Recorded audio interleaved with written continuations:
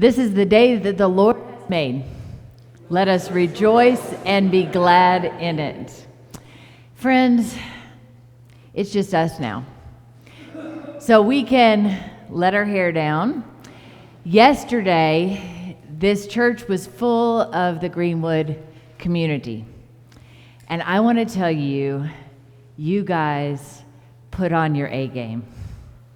And I am incredibly grateful and proud. And since it is just us, I want to take just a minute to talk with you about grief and what that looks like. It looks like tired. It looks like I put my makeup on this morning and I've cried it all off. It looks like not being able to remember where you put stuff, or somebody's name, or what you're supposed to be doing next. Now, I've studied a lot about grief, and I've known some grief. So I think I can speak with authority, and I want to speak to you, my church family, because I know you're feeling what I'm feeling. Here's what happens when you find out that somebody's dying, and when they die, and you're their family, you step in and you do what needs to be done, and you hold it together, right?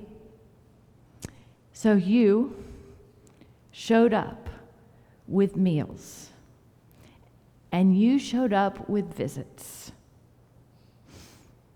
and you showed up with prayers, and you thought at home, I am sad and shocked, but I wonder who else is.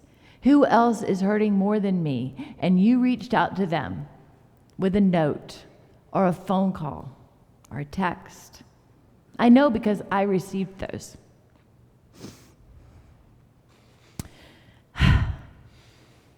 Many of you said, Carolyn, I'm praying for you because I know how dear and important Len was to you. And I will tell you, he was. I knew him before I knew any of y'all because he was on the pastor nominating committee along with Claire and Flora and Elizabeth. No, and you were there, and one more. Emily, thank you, and Emily. And when I arrived here for a visit, he and Len kept us, my family, here in their home. So he welcomed us into his heart, into his home.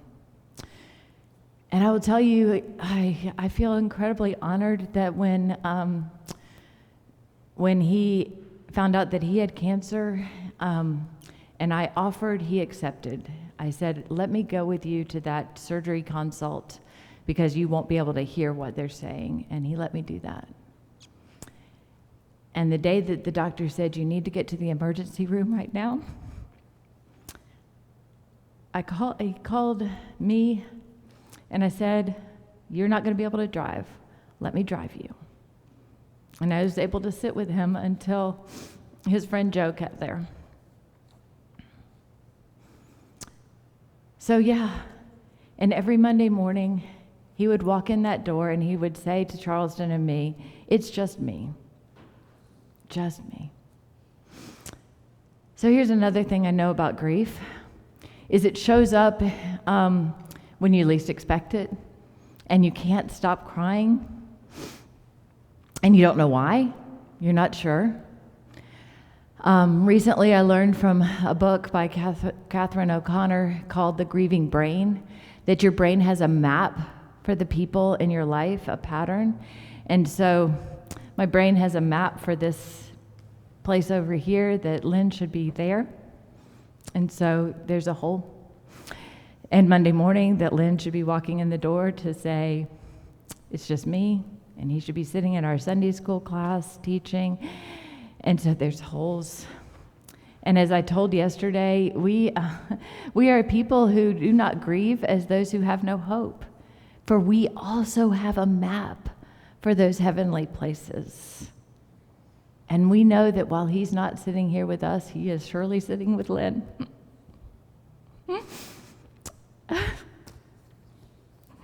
So that's a comfort.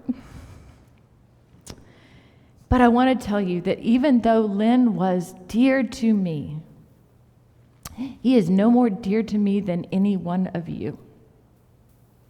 For we have shared joys and sorrows. You have told me your stories. You have honored me by letting me come alongside you as your pastor and your friend. He is no more dear to me than any of you. And he is no more dear to me than he was to each of you. Because you all have your own stories. You are experiencing a loss because we are a church family. And he was our brother. So, you may be feeling exhausted. You may be crying for no reason at all that you can think of. And so I invite you to do what Jesus did after he labored hard to take care of people. Take a rest. Go away to a quiet place. Cry all the tears you need to cry. Talk to each other about what you're feeling. Talk to God. And so, saying all of that,